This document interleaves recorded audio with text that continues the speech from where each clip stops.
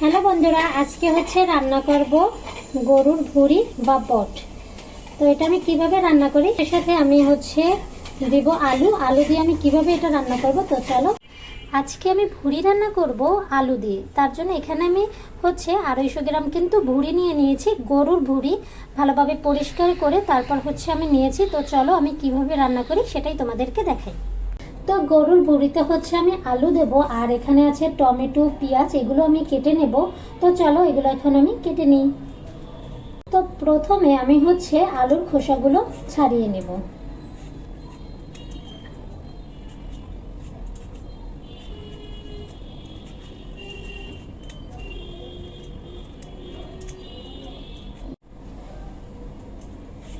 ভুঁড়িতে যদি একটু আলু দিই আমার কাছে খুবই ভালো লাগে,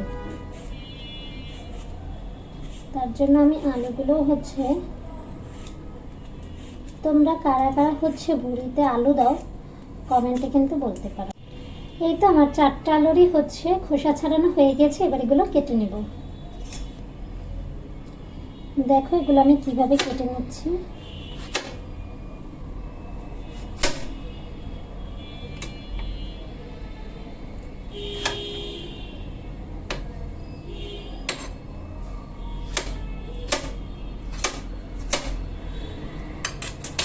এই যে এরকমের ছোট ছোট কিন্তু আমি কেটে নেব।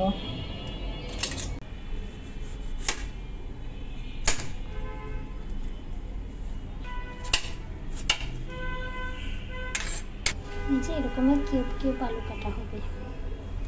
তো দেখো এখানে কিন্তু আমি এইভাবে আলুগুলো কেটে নিয়েছি। এবার এখানে আমি নিয়ে নিয়েছি পেঁয়াজ, এবার আমি পেঁয়াজগুলো কেটে নেব। আগে পেঁয়াজের খোসাগুলো ছাড়িয়ে নেব, তারপর ভালোভাবে পরিষ্কার করে নেব।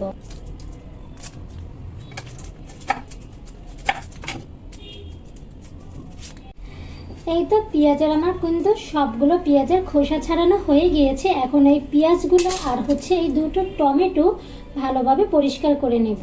তো চলো পরিষ্কার করে নেওয়া হোক। তো দেখো এখানে কিন্তু আমি পেঁয়াজ আর টমেটোগুলো ভালোভাবে পরিষ্কার করে নিয়েছি। এবার হচ্ছে আমি এগুলো কেটে নেব। তো চলো কেটে নেওয়া যাক। এই তো প্রথমে একটা পেঁয়াজ নিয়েছি, এবার আমি পেঁয়াজগুলো কেটে নেব।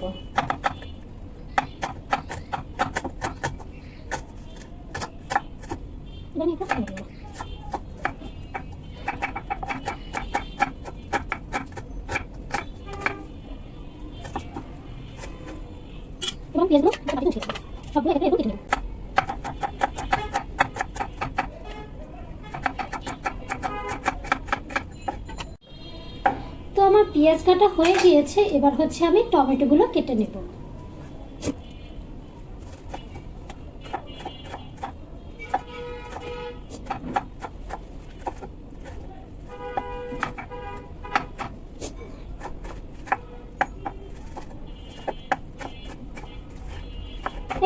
এই তো দেখো আমার পেঁয়াজ এবং টমেটো কিন্তু কাটা হয়ে গিয়েছে। ভুঁড়ি রান্না করার জন্য এখানে কিন্তু আমি একটা পাতিল বসিয়ে দিয়েছি। এরপর এর ভিতরে দিয়ে দেবো হচ্ছে তেল। এখন এর ভিতরে দিয়ে দেবো হচ্ছে গরম মশলা তেলের ভিতরে। এবার একটু নাড়া দিয়ে নেব।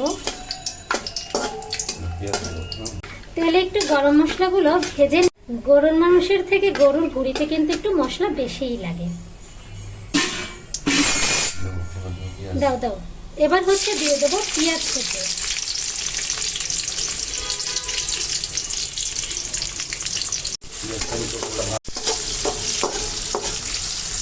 গরম মশলার সাথে পেঁয়াজও কিন্তু একটু ভেজে নেব। পেঁয়াজটা কিন্তু আমার ভালোই ভাজা হয়ে গেছে। এখন এর ভিতরে দিয়ে দেব হচ্ছে লবণ। দিয়ে দিলাম 1 চামচ লবণ। এখন দিয়ে দেব হচ্ছে রসুন বাটা। রসুন বাটা দিয়ে দিলাম 1.5 চামচ। এবার দেব আদা বাটা। এবার দিয়ে দেব হচ্ছে পেঁয়াজ বাটা। পেঁয়াজ বাটা দিয়ে দিলাম 3 চামচ। এবার এই বাটা মশলাগুলো একটু ভেজে নেব। দাও, আর একটু রসুন দিয়ে দিলাম।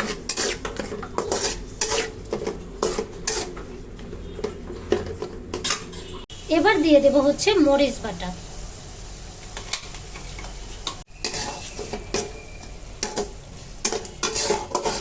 দিয়ে দিলাম আরো 1 চামচ মরিচ।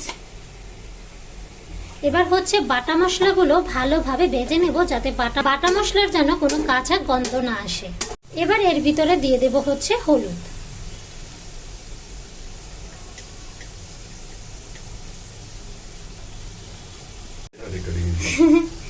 হলুদ দিয়ে দিলাম 1 চামচ। বাটা মশলাগুলো ভেজে নিয়ে এখন আমি এর ভিতরে দিয়ে দেব হচ্ছে পানি, দিয়ে দিলাম অল্প পরিমাণে পানি। এবার মশলাটা কিন্তু আমি আরো ভালো করে কষিয়ে নেব। হচ্ছে আমি মশলার ভিতরে দিয়ে দেব হচ্ছে গরুর মাংসের মশলা, দিয়ে দিলাম গরুর মাংসের মশলা। এটা তোমরা চাইলেও দিতে পারো, না চাইলে না, দেওয়ার দরকার নেই, আমার ভাল লাগছে তাই দিচ্ছি। এবার দিয়ে দেব হচ্ছে জিরা,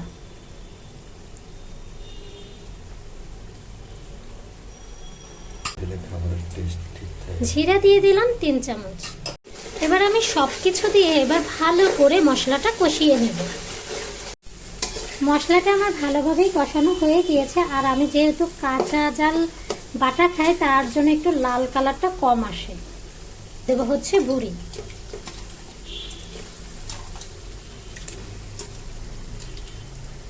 বুড়িগুলো দিয়ে ভালোভাবে এটা হচ্ছে আমি কষিয়ে নেব।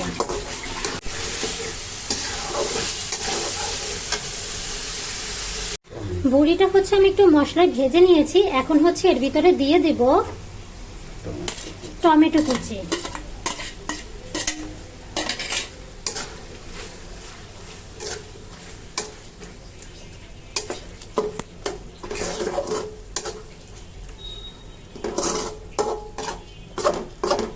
টমেটো দেওয়ার পরে এরপর হচ্ছে আমি দিয়ে দেব ঢাকনা। এবার হচ্ছে আমি ঢাকনাটা দিয়ে দেব। এবার হচ্ছে আমি ঢাকনাটা উঠিয়ে নেব। এরপর এর ভিতরে দিয়ে দেব হচ্ছে গরম পানি,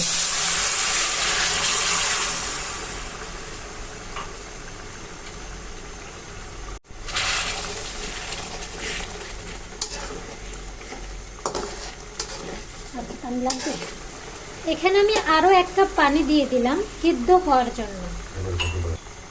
এবার আমি আবারও ঢাকনাটা দিয়ে দেব। এবার হচ্ছে আমি ঢাকনাটা উঠিয়ে নেব, আর হচ্ছে গরম পানি দিয়ে দিয়ে আমি কিন্তু এটা একদম 90% সিদ্ধ করে নিয়েছি। এবার এর ভিতর দিয়ে দিচ্ছি হচ্ছে আলু।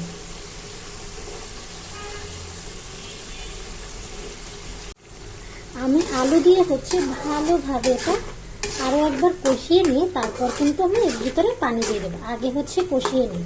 এবার কিন্তু আমি ঢাকনাটা উঠিয়ে নেব।